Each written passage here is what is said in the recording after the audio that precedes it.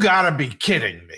I'm excited to get off of the strike stuff. So hopefully that's sooner than later. Yeah. Dad, we have had an interesting new phenomenon. Yes. When it comes to self-driving cars, they are getting coned. Ooh. Do you know what coning is? Well, I wore something like that in grade school. I think it was called a dunce's cap. I don't know what that is. That's like a cone for your head. You look like a dunce. Don't know anything about that, but I really don't know. I'm just saying I don't know. You must have lived a sheltered life. Dad, this is a way to make autonomous vehicles inoperable. And we are seeing in San Francisco, did you see the recent headlines? There were multiple cruise vehicles at an intersection all stopped. They weren't moving. Yeah. We are seeing a proliferation of conings happen. The headline in Automotive News is groundswell of opposition to self-driving vehicles comes amid big tech backlash. Protesters in San Francisco say they'll continue to cone self-driving vehicles as the number of autonomous vehicles on city streets grows in the wake of a controversial So vote. What do you put a cone on it? It can't go anywhere? Yeah, correct. If you put a cone on an autonomous vehicle, the ordinary orange construction cone has become a symbol of resistance and an insurgency against self-driving vehicles. Members of a group called Safe Street Rebel started placing construction cones atop the hoods of robo-taxis last month in San Francisco. The action renders the car unable to continue driving until a human removes the cone or reboots the system. The vigilantes began their vehicular mischief. It quickly became known as coning ahead of a controversial vote this month in which the California Public Utilities Commission approved the expansion of commercial self-driving vehicles throughout the city. That green light came over the objections of the San Francisco Municipal Transportation Agency and city police and fire department officials. Don't listen to them. All who said self-driving vehicles often interfere with emergency responders and cause traffic fiascos. I know we talked about this on the electric channel on Friday. You know, where there was an instance where one of those vehicles collided with a fire truck that was headed to a fire. And, you know, another one wanted to make it like a permanent monument and drove into wet cement and got stuck. Oh, it's sad. And there were cones, but somehow it didn't see. So I don't know, from coning to duncing to whatever you want to call it. What happens if you just stand in front of one? They don't move. They wouldn't hit you. Really? Yeah, that's like the whole premise of them is that they can like see things and don't hit stuff. Except fire trucks and. Well, yeah. I mean, obviously, it's new technology, so we're iterating. We're iterating, Dad. Yeah. Well, you know, I don't want to be part of the statistics when it iterates. You know. Oh my God! 72-year-old man run down by cruise self-driving vehicle. Yeah. All right. That is. That's fair. As he's laying there dying, he was heard cursing. I should have coned you. Yeah. I mean, my goodness gracious. You know, where are we headed? Save 20% on everything CarEdge. Data, coach, reports, consult. Use promo code 20 or save $100 on the vehicle service contract, extended or tech warranty. They're automatically applied at checkout now through September 4th only. All right, so we've been talking today about affordability of vehicles, and from time to time, we've said some things tongue-in-cheek when automakers release their new EV plans, like the Cadillac Celestiq, and they've got that at like $250,000. The Cadillac Celestiq, yes. Whatever the heck it's called. Yeah. But Dad, look at this. Yes. If it ain't broke, don't fix it. Evidently seems to be the approach over at Ram. Ram gives the 1500 TRX a proper send-off. The new final edition is $120,000. It is the beginning of the end of the Ram 1500 TRX, and the car maker is giving it a proper send-off by unveiling the final edition. Yeah. It is the final pickup truck version with a Hemi engine.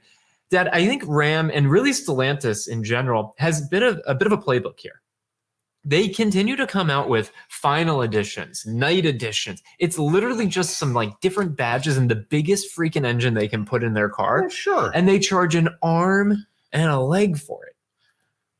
Yeah. What do you make of the fact that Ram's now going out with the TRX at $120,000 price point? It feels fitting, right? Fitting. Who wouldn't want to overpay for a Ram pickup truck? I mean, obviously a specialized Ram pickup truck because It's got extra badges, man. Because it's got extra badges, it's got that Hemi engine, and in 20 or 30 years, maybe 40 years, when you run that son of a gun through Barrett Jackson, you might be getting $250,000 for it. Who knows? Just keep it in the garage, never drive it.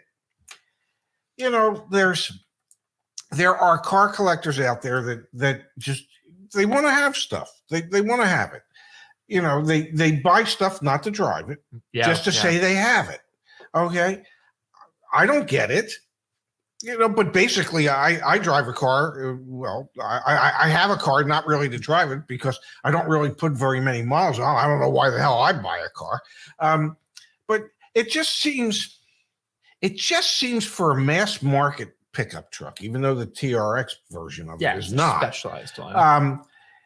It just seems kind of ridiculous. I know, just everybody knows I drive a Mini. Well, if you don't know it, you know it now. And I drive a Mini Clubman, and next year's the end of the Mini Clubman again for this again. And they are literally coming out with what they call the final edition. Now, I can assure you that Mini's final edition Clubman ain't going to be anywhere near 120,000 or 100,000 or you know, even 50,000. It's just these manufacturers, they see things and they go, we can get away with this. Because I'm telling you, it's a playbook. Stellantis had that Jeep, the 392, I think is what it's called, that has the huge engine and like 800 horsepower. It's a Jeep Wrangler with a bunch of horsepower. Yeah. They did it with the Dodge muscle cars, saying it's going to be the final, you know, combustion engine muscle cars, get the special edition. They're doing it here. They've done it with the TRX already. Now they're doing the final edition of the TRX. And I really think it's a playbook. They look at it and they're like, wait, we just put some special badges on stuff. Yeah. And people will pay an arm and a leg. And we say there's only going to be a certain number of them. And there you go. And if you do it really right, to get 120, you number them. You say, that's exactly You say, hey, there's going to be 500. Or I don't know how many Ram dealers are there in the country. They each get one. Yeah. Yeah. You know, so if there's 2,000 or 5, you know, well, I got one of 5,000. You know, I remember when at Acura we had an NSX, and Alex Zanardi was a race car driver. Yeah. And they made the Zanardi edition NSX. There were 50 of them in the world. Okay, 50. And they were all numbered. Oh, and by the way, Alex had number 1.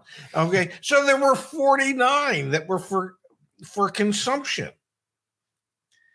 That's something where you can go, I got one of 50. But how weird is it to see mass market brands pull that?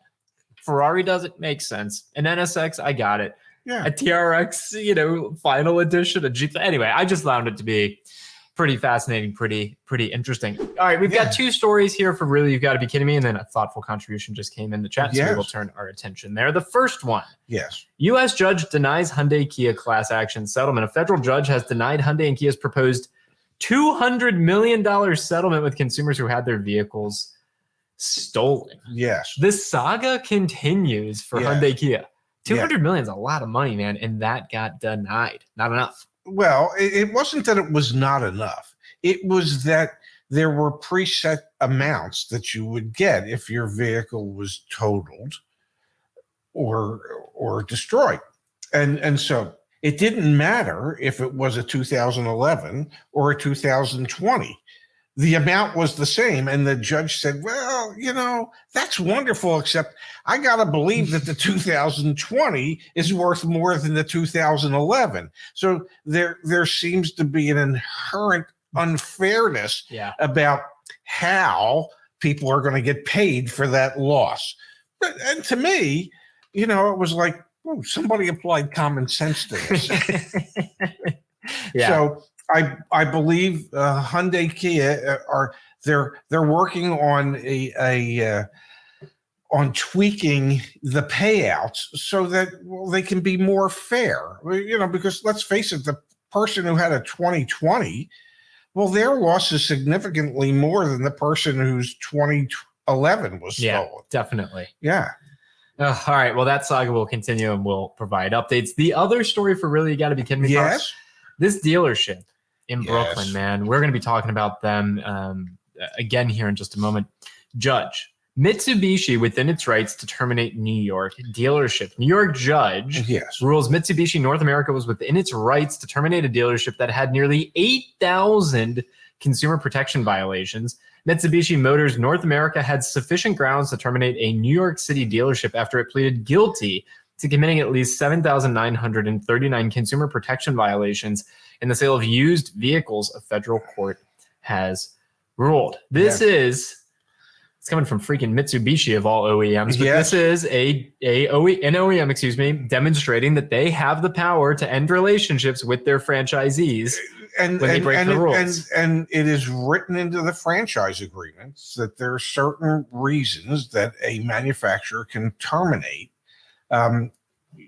your agreement. Oh, it's very good, Dad. It's across every industry. It's super clear. Every category. You have to get to 7,938 consumer protection violations. Yeah, no, it's written into every contract. Yeah. When you go over 7,938, last strike, man, you're out. Yeah, well, sometimes it's called the 7,398 rule or whatever. It's so stupid, man. Sometimes you just have to be convicted of doing something illegal, and it's hard for a dealership to say, well, you really shouldn't terminate us just because we paid $800,000 in restitution and fines. And there were over 7,900 complaints, consumer affairs complaints again. I mean, why the dealer would fight it is beyond me. They it's like, hey, you admitted your guilt. Yeah, just move on. You said you were wrong. Now they want to pull your franchise. Let them. You don't deserve a franchise. Yeah. Honestly, in my opinion, if you're that dealer, you don't deserve a dealer's license to operate any type of automotive dealership, new or pre-owned, in a state. That's just my opinion.